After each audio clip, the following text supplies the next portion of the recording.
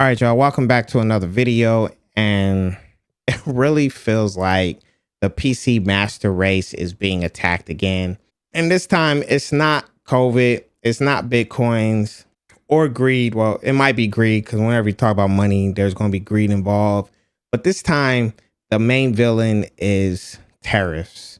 And it's just not the tariffs that have been paused, that's looming over our heads, but it's also the 10% tariffs that already went to effect. And I know y'all seen that with prices going up on PC components, and not just not just GPUs, but also power supplies and cases are on the rise too.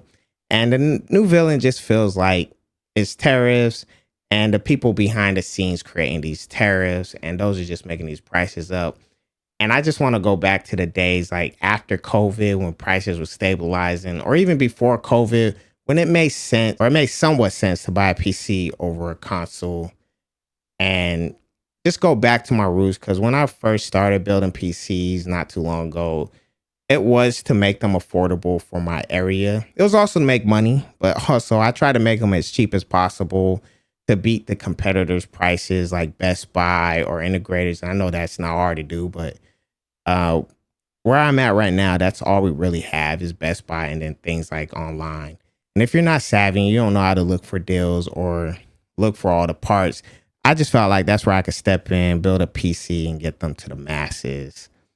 And I just been wrapping my head around how am I going to build PCs cheap again, because it just feels like people are not interested in PCs at the moment, not because they don't like PCs, but just because the prices are getting insane high and we don't know how the economy is going to look in the future. Not even just a year from now, but just right around the corner, like a few months. But it just feels like we need a hero, something that could just get us into the game. Or if somebody wants to get into PC gaming, they can start off with something. And that hero has been under my nose the entire time. And that is the Dell OptiPlex, or in this case, the Vostro. But yeah, I really don't really delve into these. I have put some together, and all you have to do is buy one of these, get a graphics card. But I don't really indulge myself in these quite often just because I didn't really make a profit on them. Like the last one I sold, I just broke even. The one before that, I think I made a $50 profit. It was like $70, but I like to add a keyboard and a mouse just so whoever buys it, all they have to do is buy a HDMI cord, hook it up, download your games, and you're ready to play games. It's really actually for the younger generation. So when people come in and they want to buy something for their kids at a cheap price. And the reason why I'm looking back at the OptiPlex again is because it's coming more affordable with the higher end CPUs, or the i5s, like the 8 gens, 9 gens, and 10 gens. Like online on eBay, I have been seeing these for around $230 to $270. This one actually only cost me $166, and I had to go back to my old friend shopgoodwill.com. I haven't been there in a while. But this one, like I said, only cost me $166, and it comes with an i5 10th gen. So let's take a closer look at the Frostro and the GPU that I'm going to be putting in it. Now, this GPU comes in around $120. I actually got this for $100. If you have some patience, you can find them on sale on Amazon. But right now, I've seen it at $130. But it's one of the more reasonable low profile GPUs. I mentioned you have to put a low profile GPU in it. And I wanted to just say another GPU that is around that $100 mark that you can find. And that is the 6400, or the RX 6400 low profile single slot. And I found that for $100 refurbished or renewed on Newegg. And whenever they come into stock, they're $100. They're all used, but it's hard to find them in stock. So I don't really recommend it, because if you don't get it while it's in stock on Newegg, then you're looking to pay for $150 to $170. And at that price point, might as well just get a 3050 low profile, which I couldn't find one from AliExpress, but on Amazon, they're actually down to $199.99, all the way up to $230. Those were the ranges I was seeing. But yeah, if you're going to do an OptiPlex, you're going to have to get a low profile GPU. And this one's odd because this one actually, you need mini display ports. It does have an HDMI, but yeah, you need mini display ports. This one has a display and a HDMI port on there. But yeah, you just put this into the game and get to gaming. So let's take a closer look on the inside of the Frostros and just to see what you have to do, because there is a couple more upgrades that you're going to need to make this a proper PC. All right, now that we opened it up, we got to see the inside components. Now, I'm not even going to lie to you. All Dell OptiPlexes are going to be pretty much the same. They're going to look the same. They're going to have some USB up front. On the back, you're going to have some USB, although this one doesn't have as bad as back in the day with all just VGA. It actually adds a few more 3.0s and then a stronger cable port. On the inside, we're actually looking at a hard drive. I did not know this came with a hard drive, but it did say it came with a NVMe. So you can put an NVMe in here. And I believe it said it was 256. That was it. Take off that front. And then there's a screw right down here. It's a little dusty, but actually not bad. It looks like it's maintained. It did come from Goodwill Shop. Well, it did come from shopgoodwill.com. And a lot of these in the past have been super extremely dusty, but this one isn't that bad. Let me get mine. I don't know what CPU it is. When I turn it on, I'm gonna find out which i5 10th gen it is. Yeah, that's 1 terabyte. And then there is, so we do have antennas for Wi-Fi, also Bluetooth, and then yep, that's our SSD, and it does say, oh yep, 256 gigabytes. So we got a SSD and a 1 terabyte. Probably the main problem is that it does come with just one 8 gigabyte stick. And like I said, you do have to make some upgrades. Luckily, we don't have to add a SSD, but I did buy one for like $20. I didn't know it came with a hard drive, but I might not even add that SSD. And yeah, the NVMe, yep, that's going to just house the OS system. And then we are going to upgrade the RAM. You can just buy a $10 8 gigabyte RAM stick, but I just bought 2 instead. So yeah, out with this 8 gigabyte. Oh, that popped out real quick. And this was actually 32 megahertz per second.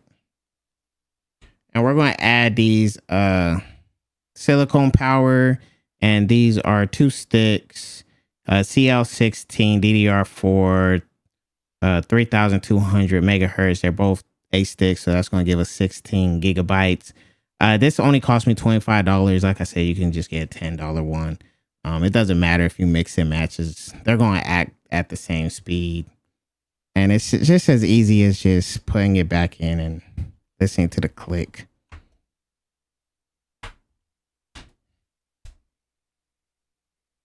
And then, yeah, it looks like they actually had a GPU in here because it's missing one of the slots. And this is our Arc A10, and it is blue. It's only 4 gigabytes. And yeah, it's, ooh, okay. Hold up. That's too long. Hold up. I think I got a shorter version. It is in the box. Yep, came at the bottom. I don't know why it comes with extra screws. Oh, this sucks. I gotta take this part off just to get to this part, just to get this off, just to put this back on. Why would y'all do that to me? All right, let's get my bootleg Fantic. I don't think this is the real thing. And if it is, it sucks. But yeah, I got to take that shield off. All right, so there's 2 screws for the shield.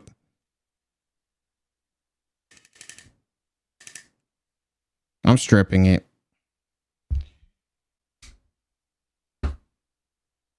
Yo, this thing has all these bits in them, and not one of them fits the size of that. That is disappointing. Hold up. Like, that one looks like it's gonna saw through. Find out though.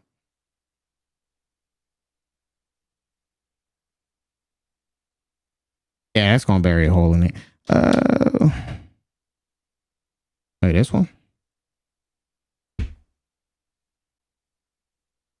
All right, so I finally found a screw, but I'm gonna manually set this out. What the heck was that? Bro, that sucks. And it's just because of this screw right here that's under here. Why would y'all put that there? All right, now you don't have to tear off that warranty. It's gonna make it a lot easier. But I know warranties really isn't enforced in the United States, but I actually don't really want to tear this entire thing off. But with that, just enough and get us into here.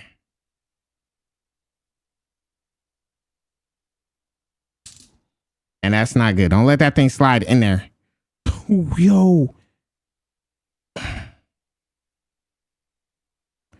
I won't be surprised if I break this. All right, got it on. All right. And Sparkle, just because of this screwdriver, honestly, putting that right there had me open this entire thing almost. I didn't take these screws off. I just slid it to the side. But then I saw thermal paste and I was like, oh man, I might have broke this. I don't know. Hopefully this still works and works properly. But yeah, y'all are astronauts for that. Really, it's not rocket science, guys. Come on now. Come on. Just to do this was really asinine. It was frustrating and everything. But I did get it on and hopefully it works. This is the clip. This is already taken off. So I figured I would just go slide into here. These cords are in the way, of course. All right. Just like the RAM sticks, you should hear click. Oh man, that's not the click I wanted. This is all bad. It's in there. It's in there. Please don't be broken. And then just close this right here. And you're all set. Easier. Nah, it wasn't easy. This was bad. I started off with Indiana Jones first. And I did XESS Intel's upscaling for both cards. And as you can see, the ARC actually does better. It's averaging 21 frames. Although they're both not playable. But AMD has this lag to it. And then I switched to FSR. And AMD still had this lag and was still losing in this game, which was kind of surprising. But what's good about these graphics cards is that they actually have ray tracing, so you can actually play this game. Then I went to Marvel Rivals, and with XESS upscaling, it was pretty bad. I was not even averaging close to 50 frames, even on the AMD card. But I do have to give Marvel Rivals credit, even though it's badly optimized. You can still play this game on low frames and have fun. Like, there's not really that much delay or lag in it. But then I switched over to FSR upscaling, and AMD actually pulled ahead, and it can average 60 frames per second. ARC is still struggling, as you can see, barely pulling off 25 frames. But yet again, there's really no lag, and I was still having fun at 1080p playing this game. So yeah. Give it up for Marvel, even though it's badly optimized. The third game I went to try out was Call of Duty, and this game is not playable. Yet again, I started off with XESS upscaling, but the ARC could not get over 60 frames. And if you play Call of Duty under 60 frames, it's just so much lag, so much delay. It really just not worth playing this game on that card. But then I switched to FSR, and I will tell you, AMD card does pull better. The only issue I have with AMD cards is you can see the time frame. It does have some lag spikes, and that's mainly, I think, due because I had it on a hard drive instead of the SSD or the NVMe. But as you can see, it's not playable under 60 frames. But COD does like AMD cards, and it gets over 60 frames, even into the 100 frames once you enable FSR. And I couldn't just leave it at that. I actually had to try one more game just to see really how the ARC does. And I didn't do no upscaling, but this is Counter-Strike 2, and it couldn't even average 100 frames or get into the 100 frames hardly. But although it's playable, there's lag spikes here and there, as you can see in the time frame, but it's playable. And an AMD card, yeah, it blows it off the water. All right, so yeah, this is not the hero. I'm not gonna lie, like, I don't even know why I made that bit in the beginning. Looking back at it, it's kind of corny now, but we're here now, so whatever. But yeah, 2025, I cannot recommend the OptiPlex small form factor, and just adding a single slot graphics card. It really isn't worth it. Like, I paid $300 for this, but you can really expect to pay around like $350 to $400. And at that price point, it really just isn't worth it. Like, really, even in this horrible market that we're in, you can find a decent PC, or you can build your own decent PC for $400 to $500. It's still possible. So yeah, I do not recommend this, especially the ARC A310. Like, I don't even know why that graphics card exists. It didn't do anything well. It couldn't play none of the hard demanding games that I tried out on it. It could load the game, but just couldn't play the games. Like, I had no fun on there. Like, I could have got better results just hooking up a hamster to a hamster wheel and letting that little thing go. And then the RX 6400, yeah, we do know it can play games and it can play Call of Duty, because we do know Call of Duty favors AMD graphics there. But even that one I couldn't recommend, because that runs hot, because there's not much room or any airflow, and those fans are just horrible. I even repaced it and it was still getting over 90 degrees, idling around 70 degrees. And when I looked at forums, that's just where it was. But yeah, I didn't really have any fun doing this. Like, the only fun I actually had was when I was like, what game can I play? And I just like started up solitaire on the ARC A310, and I played for like legitimately an hour trying to win a game on Grandmaster. And after I won a game, I was satisfied, and that was it. But other than that, yeah, this just isn't worth it.